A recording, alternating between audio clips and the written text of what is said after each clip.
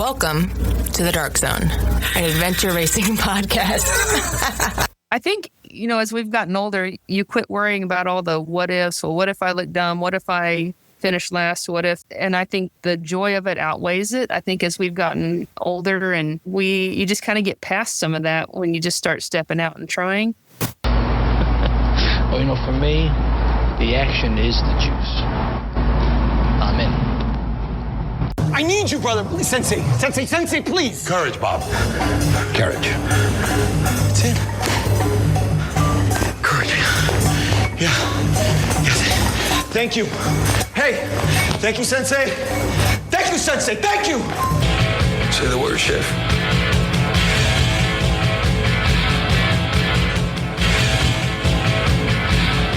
Let it rip.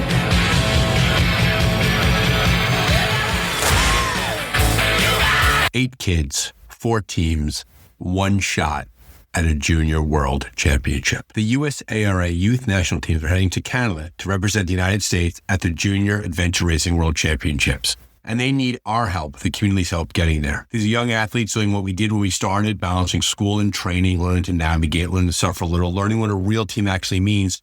And now they get to do it on an international stage against the best junior racers in the world. That's right, folks. We are sending our best to Canada, and we need your help because the costs are real.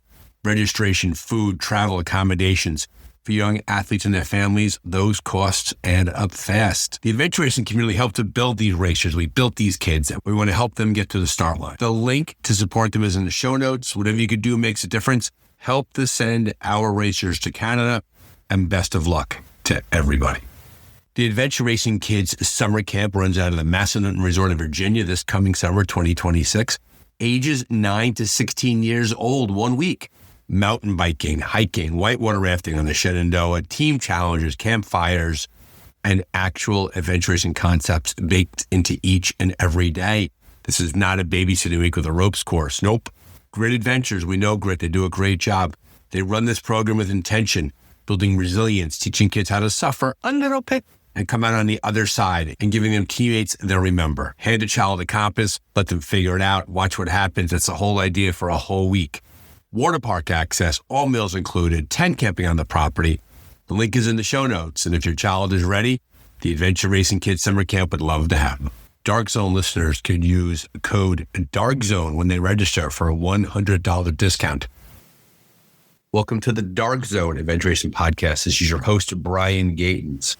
I am delighted to have perhaps the most honest team name ever, Overconfident and Undertrained, with Jennifer Robertson and Jamie Miller are here on the show to talk about their love of the sport, how active they are, how busy they are, great social media presence. They're based out of Oklahoma. For those of you who are listening but don't know this, they are twins, and they are here to talk about their adventure racing splash, getting into the deep end of the pool. They love the sport. It's great to have them on the show.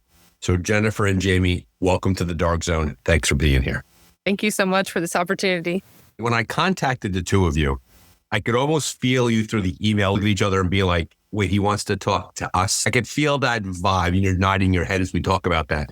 But that's why I wanted you on the show, because you're enthusiastic and you love adventure racing, and it flows out of you when you look at anything you put on the internet. And so we're delighted to have you here. Jamie, I'm going to kick the first question over to you. And you two could talk to each other. You could talk to me. Feel free to you could do the whole twin speak thing. I'm a father of twins. I know what that sounds like, your own language. But high level, 30,000 feet. How did you discover adventure racing 2.5 years ago? Well, actually, we had been seeing, ads for races and kind of had wanted to do it, but was a little bit nervous about doing it. And I think it was really the biking portion that we didn't have a bike to use. We hadn't really gotten into biking much. We'd mostly been runners. And so I kept talking about it. And finally, I just told her, I was like, we're going to go do it. We had some gravel bikes. They said gravel bikes were okay for this race. So we finally just decided to try it out. We'd been looking for something new to challenge ourselves. And we fell in love with it after the first race that we did. And since then, we have purchased better bikes. So that has been super helpful in the races. That's a big deal. Well, so that's the typical adventure racing jump into the deep end. Like, you had seen the ads about it and you decided to just go and do it. So Jennifer, tell me, What was it like that first race? Do you remember what race it was? It was Timber Ridge up in Kansas, I believe. It was just a 6-hour course. And you're nervous going into it. You don't know what to expect. You don't want to be dead last in anything you sign up for. And then as we were going along, were able to clear that course. We went with a friend of ours named Ryan, who is one of those people that, hey, you want to do this? Okay, let's go. That's Those how are the we best started. friends in the world, by the way, to see that. Yes. Yes. We all jokingly say we can all talk each other into doing the next dumb event. And I think that started with, we both played college basketball. And when you're done with that, it's that you're just missing out on that competition, that feeling of walking off the court or walking off the field just exhausted. And we just missed that. And so we've done Tough Mudders, Spartans, marathons, half marathons, adult basketball leagues. Yeah, adult basketball leagues. We're the oldest by far. We're about 20 years older than some of the other women play. So this is just that next thing that we found. And I think so far this has been my favorite. So clearly you follow the pattern where a lot of adventure racers are samplers, right? They've done stuff over the years. To your point, endurance sports and the running, and they step into the sport and they're just entranced by it. They think it checks off so many boxes for them in terms of their athletic life and how they want to be seen. You mentioned you slipped in there when you talked about your first race, that you cleared the course of that first race, that you brought your friend along and you did so well. How did you do so well? What natural skill just sort of applied really quickly that you had such a good result? Well, I think that course is good for newcomers to the sport because of how the maps were laid out. Of course, at that time, we didn't realize that.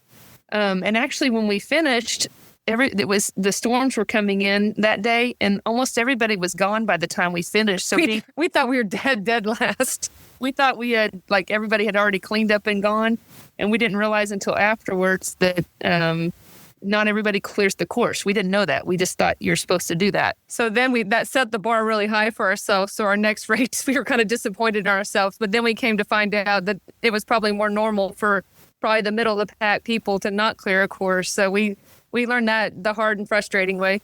That's a really funny thing, right? Because that's what blows a lot of newer racers' minds. Because, we live in a linear world, right? A to B, right? You run a marathon. You run 26 miles, otherwise you didn't finish the marathon, right? Unless it's Los Angeles and you run 18. That was so weird they did that a little while ago.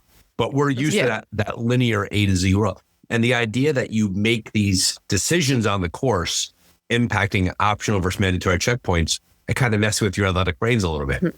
Yes, and we've messed up a few times or got beat a few times because it was pride over practicality. Like we should have stopped looking for this one and just moved on, cut our losses, or we shouldn't have gone for the really far ones. But I'm usually the one that makes us make bad decisions. I usually am like, oh, I think we can make it. And I've been wrong several times so far. She's more the practical one of making better decisions.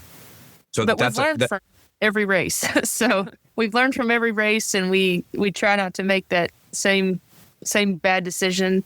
And I think the hardest thing is when you are competitive, leaving those ones out there that you're not going to have time for because we're not moving fast enough to get to.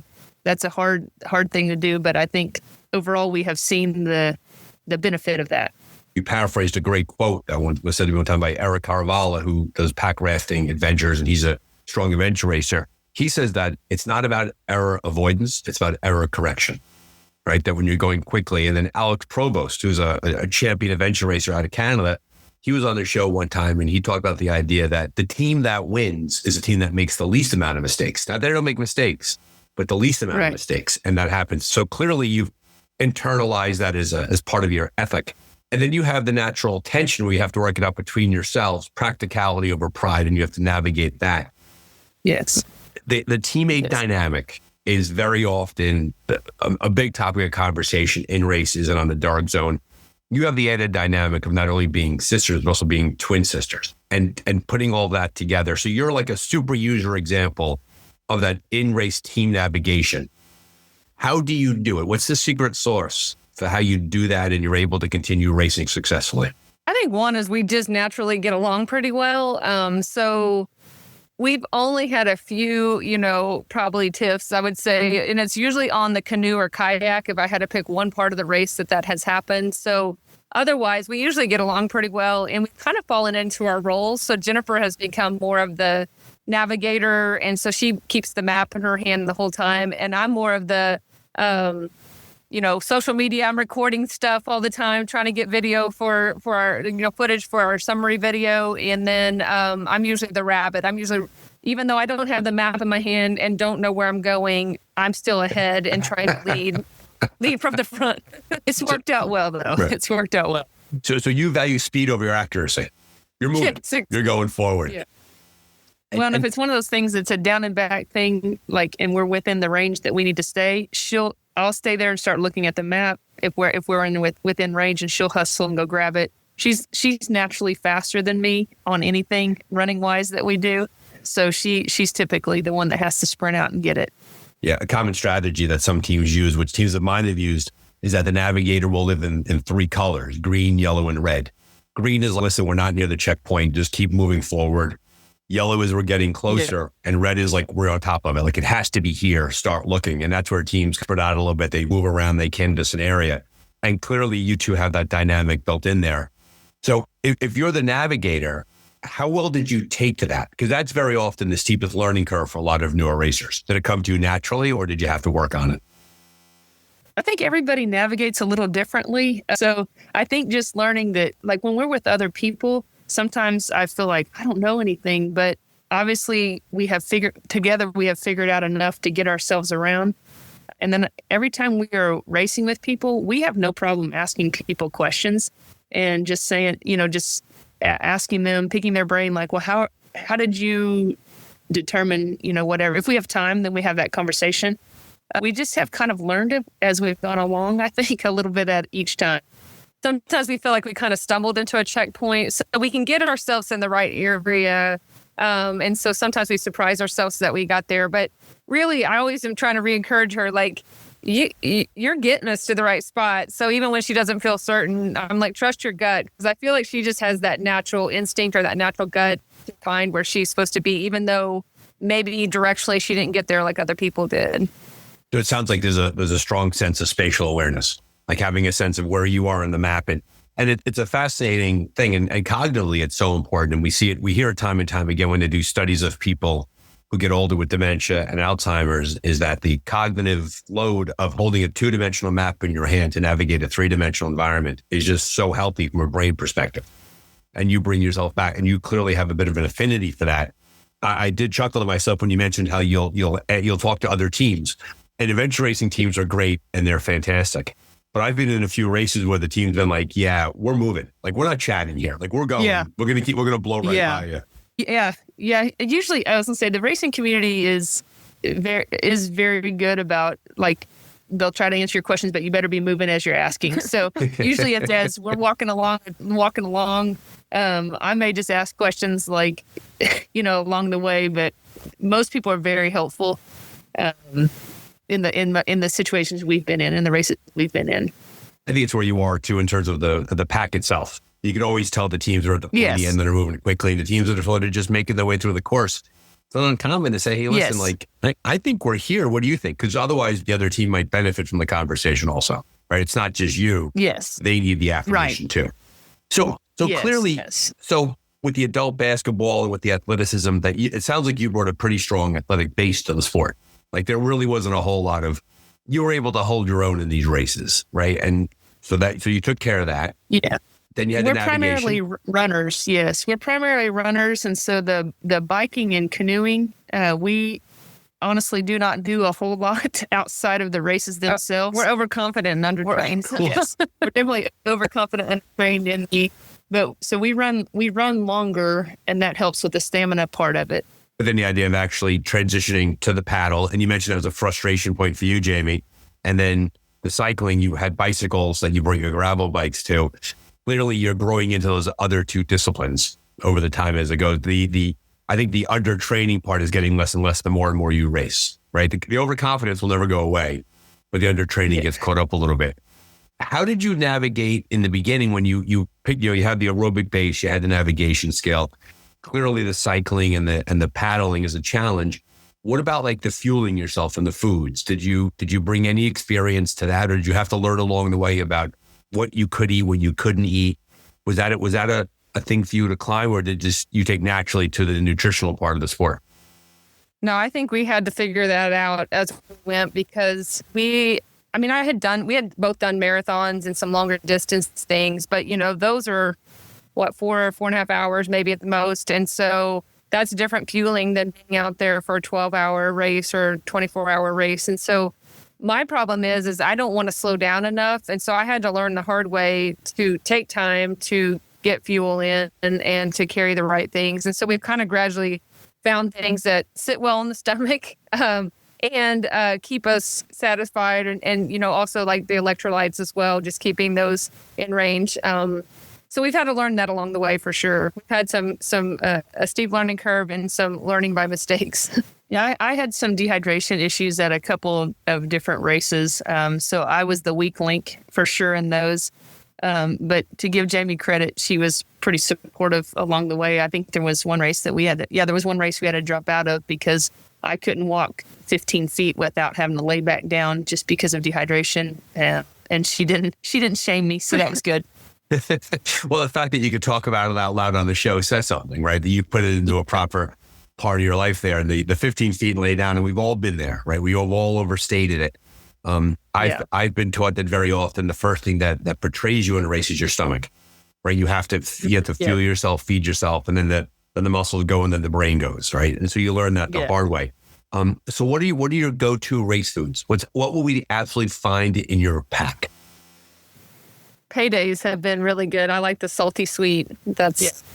And some electrolytes. Either we've been using either pickle juice or what's the other element? Liquid element and liquid IVs. We've been using those some. Beef jerky and mixed nuts and applesauce packets have been really good too for a quick. I always go squeezes. I want to play a game where it's like I want to put down like food, kindergartner or adventure racer. Exactly. That's so true. I hadn't thought about it that way. Exactly. So clearly you've jumped into the sport. You really enjoy it here. As I looked at what you sent over to me, you talk about how you were intimidated of adventure racing at first because of the gear. And then you created these videos to encourage other people. And you have a pretty healthy YouTube presence, and you really make it a point to get it out there a little bit. And those videos take time and they take effort. And I don't feel like it's a vanity project where you want to create it for yourself, but you really want to give it back to the community. Say a bit more about that. Well, it kind of started, we were taking more pictures than video initially. And all of our friends were like, you all have so much fun on these trips and stuff. I want to see more. And then when we started doing adventure racing, to describe to people what you're actually doing, it's almost a foreign concept to people that haven't done it before. And so to be able to record it and to show them, like, here's what we're doing, here's how we find the checkpoints. And then over time, I feel like we've gotten better at recording and putting together the videos. So again, we kind of fall into our roles. So Jennifer drives on the way home. I put together the video on the way home. So if we have a 2 to 4 to 5 hour drive home, I'm working on the video the whole way home. And then we record kind of an intro and our summary. But our goal is to capture like all aspects of the race, our successes and our failures. I mean, there's multiple videos where one of us has fallen off the bike or on the trail. So we just try to have fun with it too. We make fun of each other. It's just, we just try to capture the whole day. Well, that appears to be a pretty solid in-race, I'm going to use the phrase coping mechanism, not the right word to use, but it sounds like you're very gentle with yourself during the race. Like you're never really hard on yourself when you come off the bicycle or you get turned around or something goes wrong. You very quickly, you're able to move past that. Is that for the camera or is that the way that you two really are?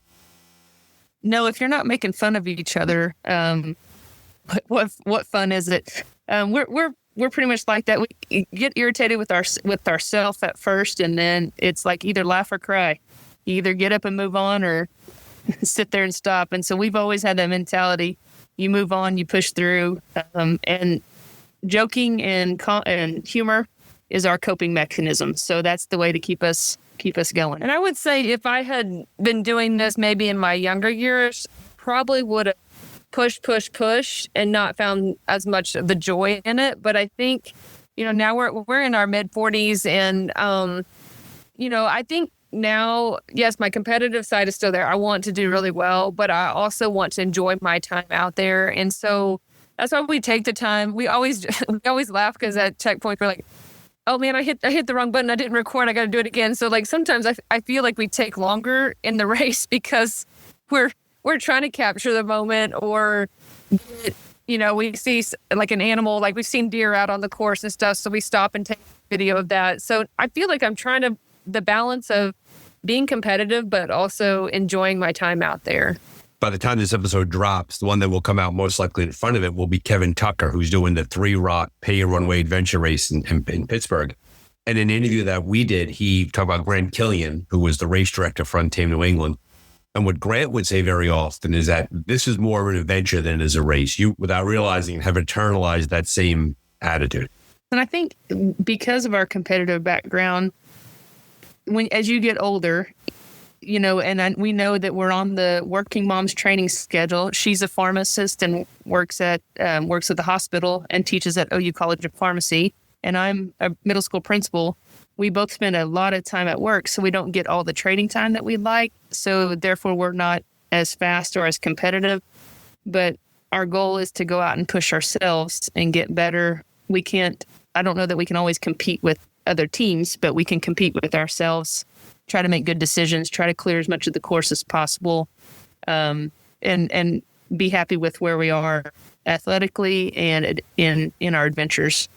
And I think we always are like, I should have done this or I should have done that. But, ultimately your training will get you there. So if the only people we can be upset with is ourselves if we don't put in the time. But like Jennifer said, we're balancing, full-time jobs, kids that are in their teenage years of, we're going to their events and, just trying to keep it all balanced. So we put in the time we can and can't be upset if we aren't as competitive as we wanted to be, but we try to be as competitive as we can be.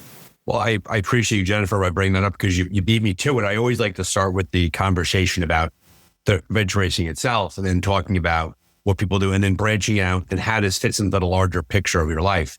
So for our listeners out there who very often adventure racers, I would say on average, are busier than the average person, right? They tend to have active and busy lives. Talk to us a bit about how the two of you are able to balance that. Like what are your time commitments like? And what do you get as a result? And what do you give up as a result, right? Because you can't do everything that you want to do. It's all about making those decisions. So let's take a bit into that a bit more granularly. How are you able to do this, being the adventure racing, but balancing demanding jobs in the education and in the healthcare fields? So yes, we're twins. We live across the street from each other. We're not those twins that dress alike all the time, although when we do races, we are dressed alike, I will say. But we live across the street from each other. So there's some accountability in the sense that, okay, are you getting up tomorrow morning to run? I'm going to be out there at 4:40. So some of that is just squeezing in. We try to at least run 3 work days during the week and then get our long runs on the weekend. So that's how we kind of work in just that schedule. Or sometimes we'll lift weights in the evening if we are both home and remember to do that. So we just try to work it in around the stuff that we have. And some days, she'll come home and be like, I can't do anything else. I'm exhausted. But I'll say, well, just come over and lift weights, or just come over, let's go out and walk. And so we try to keep each other accountable, and that helps a lot. And I think as far as, there's always a give and take on everything you do. We try to set our adventure race schedule, obviously well ahead of time. You're signing up for races. Both of our husbands and our kids are very supportive of if we have already signed up for an event and the kids have a game or something like that. They know, and they know that this brings us joy. The going on road trips, the doing races, that brings us joy. And so they're all very supportive of that. And our kids some of them have expressed that they want to give it a shot too. So hopefully one day we'll have at least one of our kids with us. Seeing your parent out there making the commitment to training, the getting ready, the racing, and taking the joy out of it, there's a knock-on effect in their lives that will come alive probably down the road. Because teenagers are teenagers, right? They know more than we ever will. But then eventually, as they mature and as they grow up, they begin to see that differently. And I also picked up on the idea, and it's another good thing for our newer racers coming into the sport, because a lot of the dark zone is about that, is yes, you're twins, you're siblings, you live right near each other, but the fact that you have this interdependent relationship and you keep each other accountable. Right? You say, we're going to go work out in the morning, knowing that that other person is waiting for you to walk out the door helps get you out of bed to go and do that. And so we're social animals. And so getting with a teammate and getting with someone to train together is a huge thing for any activity, not just adventure racing, but for any activity you want to do. I always tell people, go find like-minded people and go be around them. And so it's great that you two have adopted that and you have that example for us. The 4:45 a.m. wake-ups, the busy jobs, the families. What concessions have you given? What can you not do or you won't do to support these lifestyle habits? I think it's always kind of been a part of our life. Neither one of us are go hang out, or go out type of people. So this is our social activities. These are well, this is who you what are, we like right? to do. Yeah, right. So you weren't necessarily, you're not walking away from an ingrained habit or behavior to do this. This has always been sort of built into your DNA all the way back in your childhood from your basketball playing days. Yeah, I think through all our sports, through basketball, and after we finished college with basketball, Jamie got back into running first, running marathons, and then talked me back into it. And I think it's just been a part of our lives for as long as we can remember. And I think, and I'm probably a lot of athletes are this way in the sense that structure is always that the structure of a sport has always been there, and so I think not only the competition side of it, but I needed that structure of whatever I'm training for. What's the next thing? And so I'm always the one that finds these new things for us to do and then ropes her into it. So I'm always trying to just find something, kind of a new challenge or new something to do. A big part of the athletic personality, event racing personality is that many of us, not all of us, many of us do better when there's something looming on the horizon that we have to get ready for, especially if our lack of preparation is going to hurt the team. Right. And you don't want to be the one at 4:20 in the morning texting that you're not going to be coming out when the other person has already woken up. So you want to be out there, not be the one that quits. And we've always kind of had that relationship with each other. If she can do it, I'm going to do it. If I do it, she's going to try to do it. It's that good, healthy, competitive relationship. I'm curious about your basketball experience. I'm assuming you played at the same university, same college? We started off at the same college. At a year and a half, she transferred out to a different school. And then after 2 years, I transferred out to a different school. So she ended up out in Nashville, Tennessee. I stayed in Oklahoma City area.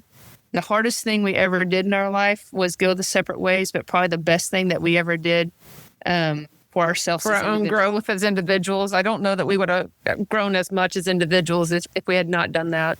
Yeah, it's an interesting dynamic, and as I've shared before, I'm the father of twins, right? And I also I'm a former school administrator, right? So I navigated twin dynamics.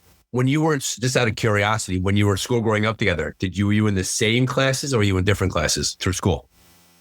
We were actually in the same classes quite a bit, and at least through grade school, we were in the same homeroom class. And then, as we got to middle school or junior high and high school, then it was kind of based on what our class schedule was, but.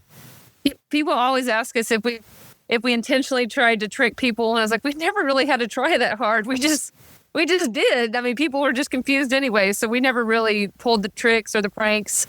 It's really funny as an adult. So sometimes, we've been apart when we were in college. And then, we've been around each other more as adults now that we're traveling and going on these road trips and going to these races. Well, oftentimes we're dressed very similar at these races. And it's just funny getting those looks again of like, are y'all twins? And I kind of missed that when we were apart. So now it's just funny.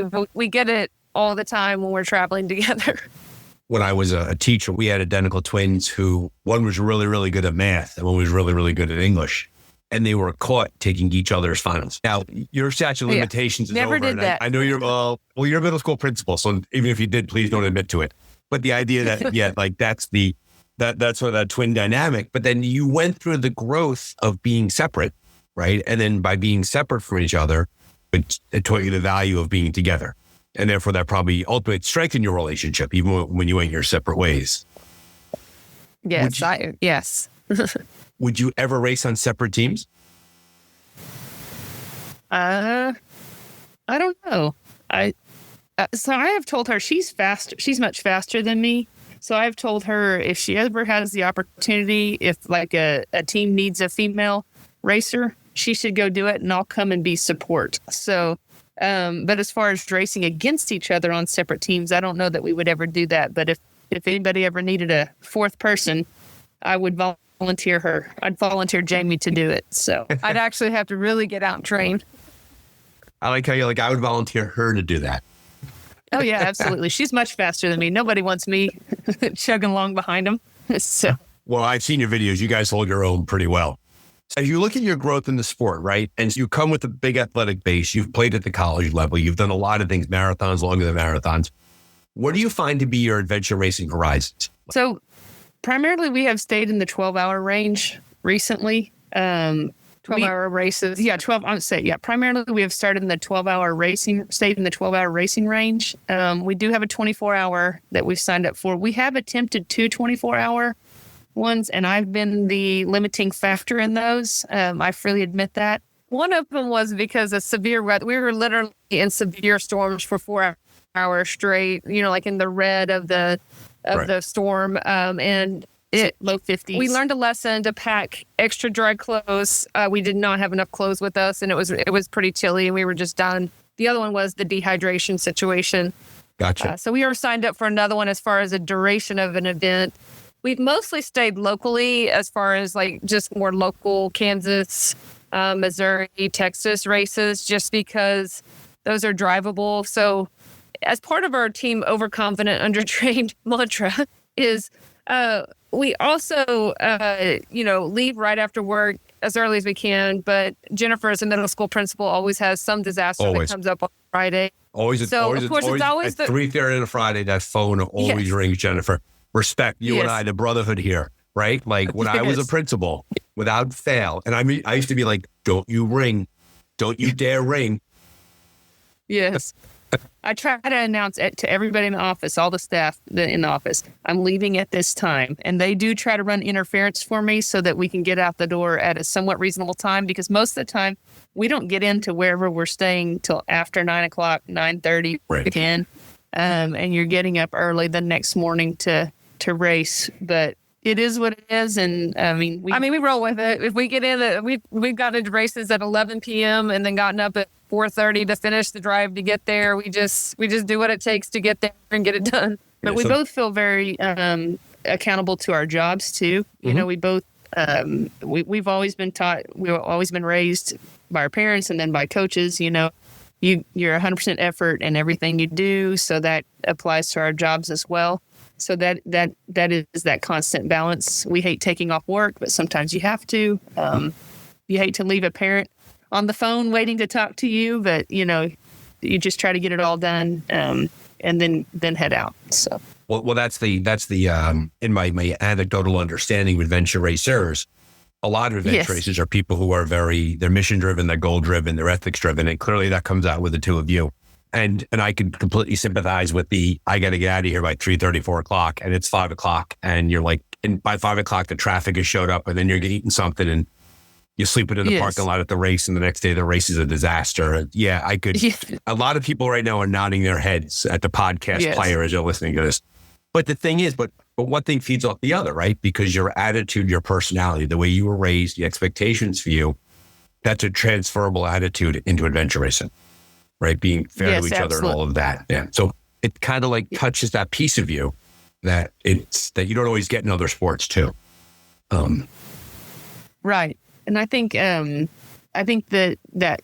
perseverance piece, because and we haven't done the longer events, but just, when there's always that time where you're kind of bonking, you're getting frustrated, and just that perseverance to push through that, finish the job, stay positive, stay focused, and just kind of picking each other up along the way, that definitely transfers from all life events to adventure racing.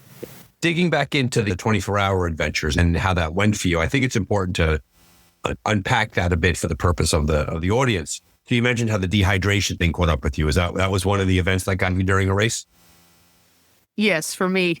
Yeah, for you? Yes, it was. How far into the race were you? We probably done 10 hours or 10 or 11 hours, and it was extremely hot. I think it was June. It was in June, extremely hot. Yeah. I had a few years prior to that had started some medication that really increased my dehydration issues. I'd never had that much in the past. And so that was a learning curve for me too, just figuring out how to manage with that medication. Thankfully, I'm no longer having to take it. But just figuring that out. And then, like, I think for me, I learned speak up a little earlier. In that particular race, there was no way to get back except for to walk yourself back. So Jamie, says it's always hard because she wants to push me a little bit so that we can get back to a safe spot. But also it's hard when you're also a sister as well. And I'm too big to carry. So she just kept encouraging along the way. And I think what I was most thankful for is like, I felt bad because I'm affecting her race, but she didn't make me feel bad. Her first priority was making sure that I made it back My safe. priority to my mother, because I would have never heard the end of it, is I have to get her back safely. Yeah. So that becomes my main focus at that point. Yeah, the But fear of mom race- is a big motivator. Yes, absolutely. She doesn't play. So, but this particular race, we started off with the trek, and there was no roads around there to necessarily get help if you needed it. And so you kind of had to work your way back to be able to get to a point where you could even get help. And by then I was like, we're going to make it back. We're going to make it back. Because my hope was that we could get back and I could recover a little bit and then we could go on the bike. But there was no recovery from that point. So, but we made it back. We made it back to the check or to the TA. Yeah, once you go into that hole, it gets really hard. Where we are signed up for another 24-hour. I think some of it you kind of hit on it earlier as far as the nutrition piece, and it is starting to come together. Like last race we kept kind of joking around. We'd like every time we found a checkpoint, it was like drink. So everyone had to take sips. So we're trying to be more mindful of that, and then just taking time to do the nutrition piece. And I think this race we're going to get it together. I think we're going to finish a 24-hour. And then once I get that under my belt, you'd asked about other challenges on the horizon. I think then I'll have a little bit more confidence under my belt of like, okay, we can go try these next things. But we've gradually just been growing our, confidence and expanding kind of our horizons. But we've been very fortunate to find enough races so far that they're like a new race, or new person, different companies putting it on, or new location. And so I feel like that still helped us continue to expand versus going back to the same location where you kind of have a general the novelty feel. of the sport. Yeah. Yeah. So that's our next steps. I think with the dehydration, and I can relate to that. There are two strategies that teams employ that really help. One is they purchase the water bottles that sit on the front of the packs on the straps. So your bottles are actually physically in your line of sight, they're in your view, and it's a matter of just taking it out, drinking it, and putting it back in. That's a strategy that I've used successfully because I get really dumb. And once that Nalgene is in my backpack, the hardest thing to do in the world is stop racing to get my water out. So that sits right in front of you. A second strategy that teams use is they'll have a watch on and they'll set a timer on that watch. And every 30 minutes, they pick a period of time, that watch will beep the entire race. And when that watch beeps, it's get them to drink, have a conversation about that, and then reminding each other to do that. I think that's because to your point, because you mentioned this a bit, Jennifer, when you were talking about that situation, how like your pride got a little bit better of you. You thought you were going to recover inside of it and it never really came. So you have to make yourself do things that you wouldn't do naturally. Right. And so that's the lesson there. And I appreciate you sharing that example because there are people listening right now that will benefit from understanding the challenge that you have addressed through that. The other dynamic. Yeah, that's a hard lesson to learn because you feel like crap. Oh, it's a terrible feeling. Yeah. Everything is being dehydrated. Everything just is miserable. You're thirsty, you're hungry, you're cranky, your muscles ache. It's so bad that you never want to go back to it. So you get yourself in the habit of avoiding it the next time. It's a good lesson. It's a hard lesson to learn, but it's a good lesson to learn. Right. But some of us take a few times to learn that lesson though. I will admit, but yes, I am learning it now. Mm-hmm. So. Also, too, is I never drink straight water. Everything I drink is treated with something. Always. Yeah. It's you. Otherwise, you get hyponatria and everything drains out of you. I learned that lesson the hard way on a trail run several years back with an ER visit. So yes, I ever since then I have never just had straight water. And then the other part too, you talked about it was equipment. Just the idea it gets cold really quickly. I know one thing that I know that people do is that they will always, no matter where they go, no matter how hot it is or cold it is, they carry some sort of a rain jacket with them because the rain jacket creates a thermal barrier for them in case they have to stop, in case it gets too cold. a super lightweight rain jacket in your pack weighs nothing, but it means so much if the weather turns on you. Having an extra piece of clothing in there is really important too. So getting your clothing dialed in is another thing that people learn about when they race. Yes, so we definitely learned that lesson, and we have that rain gear packed now for even if it's a June race. We have our rain gear packed. We just carry our bin everywhere we go. We just keep it packed with the same stuff, no matter hot or cold. I know a person who doesn't unpack their bag between races. Their pack is perpetually ready to race. Just pick it up and just go out the door. We've started that with our suitcase or our luggage where our racing clothes are. We wash them, dry them, throw them back in the suitcase. They stay there until the next one. That's the way to do it. Take care of all that. Those little things. It's easier to pack and get out the door for that. And yes. so you have another 24-hour race on the schedule? Yes, we do. Yes. Which race is that? Called the Midwest Championships, and it's in Warsaw, Missouri. It's put on by Off-Road Rage Adventure Racing. Yeah, they do a good job. It's really nice for you. And you're living this example is one reason why you're still into the sport is I have so much choice. So many good race directors out there, so many races being offered inside the range, the driving range of where you live in Oklahoma. So many places that you can go, so many things that you can go and do. And so clearly 24-hour this season, that's the big goal you have set for yourself there. I like your odds, by the way. I think you're going to do just fine during that. On, right? Yeah, now that the whole world's going to know you're trying for it, there'll be exactly. And there'll be a video about it too, because that's what your sister does on the way home. She makes those videos. Yeah. This one I'll record her. If she goes down, I'll record her to make sure that's included in the video. I'll put her on. The big thing here, the idea of the philosophy of saying yes. So why? Why have you adopted that philosophy? I think, as we've gotten older, you quit worrying about all the what ifs. Well, what if I look dumb? What if I finish last? What if? And I think the joy of it outweighs it. I think as we've gotten older and you just kind of get past some of that when you just start stepping out and trying. And I think just even getting out there, once we got out there, there's sometimes even still several races in where I'm like, man, are we like way lost? Are we way behind everyone else? But I've noticed that as we've done more and more races, I've worried about that less and less. Like, we're out there for our own adventure. And honestly, even if we are lost, even if we are last, like, we are we're not usually last. We're usually at middle of the pack finishers, but we're out there doing our own race and challenging our own self. So once I've realized that, like, a lot of that worry, that what if, that I don't want to look dumb has really, like she said, gone away. It's you kind of gradually get the right equipment over time, and you don't have to start out with the best equipment. You don't have to start out with all the stuff. You can kind of gradually learn from people over time and just get better at it. Yeah, you're right about that. And the idea that you because you've experienced success in other areas of your life, right? The basketball career, the careers that you have here, the fact that you're successful in so many ways means that you're not pinning your self-identity on success in adventure racing. I'm sure as people who played basketball at a very high level that you realize that there were people that their entire identity was wrapped around being a basketball player. And you're one blown ACL away from having an identity collapse. And if that collapses, what are you left with? Right. And you've learned that lesson, it sounds like, through your own maturing process in your own life, that's adventure racing gets to be fun because the stakes really aren't that high in the big picture. Yeah, and I would say if you had seen me in my college years, I was very hyper focused, I felt like my performance was who I was. And I think I did learn that over time. Like you said, a maturity thing is my performance is not who I am. It's me in the moment, right? So I've just learned a lot throughout the years. And I think sport has taught me, any sport has taught me a lot about, you don't always have to be the top performer, and it doesn't define who you are. You're going to have bad days. You're going to have races where you are the one that's being drugged, and you're going to be the races where you're the one dragging the other person along. But I think that's what I love about team sports, is that it's not all about you. It's about how your team does and what role can you play to help that team.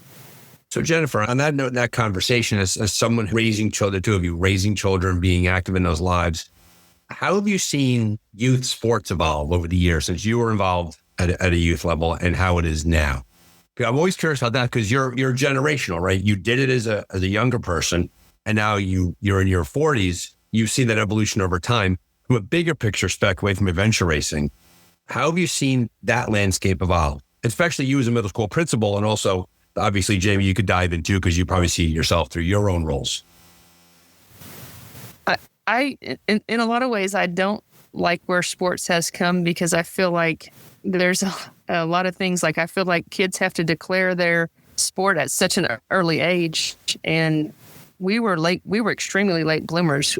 Through junior high, we were like second string, basketball, and then kind of grew into our own as we went through high school. Well, I feel like now people get written off at such an early age that you're not allowing for that different maturity process in each kid. And I also feel like the lack of what's the word I'm looking for? Like where the kids, team engagement and just camaraderie. Like I don't feel like our kids have experienced the same. We played on teams in high school and in college to some extent that were like, they were true teams. Like it didn't matter what your points you scored. If your team didn't win, that didn't matter. And I feel like now it's all about the individual. How can the individual perform? Now there's so many lessons for kids that focus on the individual development of the sport, but there's less emphasis on the team development. And I think that's a shame, because our teammates are some of our best friends. And even now today are people that we can pick up right where we left off. And, we have that connection that is never going to be broken. When we had that, we were always taught the team first mentality, and now the way transfer portal and high school kids can move from one school to another school. It's all about chasing championships now versus growing as a team and as a individual player as a part of that team. But I don't know if that answers your question, but well, no, I think it's an interesting perspective. This is an adventure racing podcast, but also all of us, including many listeners, are deeply interested in sport and the way it's going. I don't know about you, but I know for myself, first things first, I was always very, very pro student, very pro child. And I think that adults too often make it a habit of picking on kids. Kids these days are so different. They probably said the same thing about us 30, 40 years ago, yes. right? And like from the time of Socrates, like there's that whole, like the Socrates thing where like the youth today are lazy and they don't pay attention to their elders. That's like thousands of years old. So there's that dynamic too. So I don't want to slag on younger people today for their dynamic, which by the way is created by adults. We'll put that over there first. And we've done this to them. They haven't done it to themselves. But I do agree with you that there is with transfer portals, with NIL money, with the idea of buying and building championships, too many young athletes, regardless of the sport they play, regardless of where they play, is that they're losing out on the idea of what it means to be interdependent and beholden to a teammate, and to stick with them through the hard times and the good times, and to win with them and to lose with them. That's something that I feel bad that a lot of children are not getting to experience themselves. Plus also hyper-specialization at a young age, right? You have to pick a sport in 6th or 7th grade, and it's crazy to do that because you're still growing, combined with the idea that youth sports to go out and play, it's been dismantled at many levels, and now AAU takes over, which really is a wealth gap thing, because parents can afford the fees to play a U team, the $1,000 to go to Oklahoma City for a tournament that weekend, and next weekend they're someplace else. And so I think from a bigger picture perspective, that's a challenge. And that's why adventure racing is having a junior world championship, right? They're putting that together. I've even I've seen a lot of adventure racers, race directors now, allowing kids to race for free. And I just think that's so cool that when I see the kids out there with their parents, it's really cool to see. I wish I would have gotten into this early enough to bring my kids along. Now they're a little bit older now, they have their own things going on, but eventually, like Jennifer said, a couple of them are interested, and we might rope them in at least to trying it once. But I just think that's so special to see a parent out there with their kids and showing their kids the way. Kudos to those race directors in multiple organizations that are beginning to value the family-based participation, because it brings more people into the sport, right? Start them young and they stay at it, but also they're creating these dynamics where families can race together. And they're changing courses. They're having, for example, one race coming up has a no bike option, because you're not going to put younger children on bicycles. It gets more complicated that way. And so adventure racing should be complemented for pushing back on that through the big picture stuff, having, celebrating the junior racers at a championship level, but also creating a dynamic in which race directors are making it easy for children and families to race. It's good to feel like you're part of a sport that's part of the solution, as opposed to we're not picking people apart, things like that. I think adventure racers in general too are very helpful, especially like with the growth of kids in the sport. And I think just even with our growth, I mean, we're not kids, obviously, but just even our growth, I just feel like people can be very helpful and very supportive and encouraging. And that makes you want to stick around and push yourself a little harder. So I have always appreciated every race we've gone to. I feel like I learned something new every single time. So, as we're near the end of our time together here, so recognizing how the two of you approach the sport, the experience that you have, where do you see that growth going? We talk about longer and bigger races, things like that, but where else do you want to grow? How else do you want to insert this into your life to turn you into better versions of yourselves? For us, it's just finding fun things to do together. And, I mean, obviously we have a unique relationship in that we're twins, and that, I mean, our kids give us a hard time because we spend a lot of time together. We're always hanging out together. And if one of us is out of town, they're always like, oh, you're missing your best friend. But I think for us, it's not even the location, the where, the what. It's just doing something. And so I think for us, that's the challenge, is just staying active. And we don't do downtime real well. So we have also picked up hobbies like woodworking. And we enjoy the challenge. I'm sorry to interrupt. Now we're woodworkers too? Like, come on now. Yeah. Well, in middle school, we took woodworking. So shop class. Yeah, we took shop class. And so we've recently, probably in the last year and a half, maybe, gone back to using those skills. So we've been making stuff out of pallet wood, and we don't sit still well, like she said. So we're always finding something to do. And so it's not really the location or the what. It's just, let's find something. Well, and figuring it out, even with woodworking or adventure racing or whatever, it's, okay, here's what I'm trying to accomplish. What do I have to do to get there? And then invariably something doesn't go the way you expect. So just looking at it again, figuring it out, and getting a new course of action. I think that applies to racing. It applies to woodworking. It definitely applies to both of our jobs. Yeah. And as a parent, we all know we need do-overs and figure it out over and over again as they age. So it applies to all. There you have it, folks. Episode 157 of the Dark Zone. Thanks for being here. Thank you to Overconfident and Undertrained for spending time with us. Great story. Love seeing folks jump into the sport with such fervor and enjoyment. Look forward to following them on social media. Check them in the show notes. As always, if you like what you hear on the Dark Zone, please like and subscribe. Recommend us to a friend. The algorithm likes that. We appreciate your time and your attention. A lot of places these days to spend it, and we never take you for granted. And remember, if you keep racing, we'll keep talking.